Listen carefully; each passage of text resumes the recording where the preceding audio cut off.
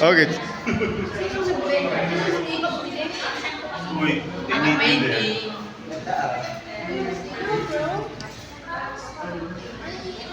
Si Marlo guys, hindi dito. Marlo's in the house. Hello!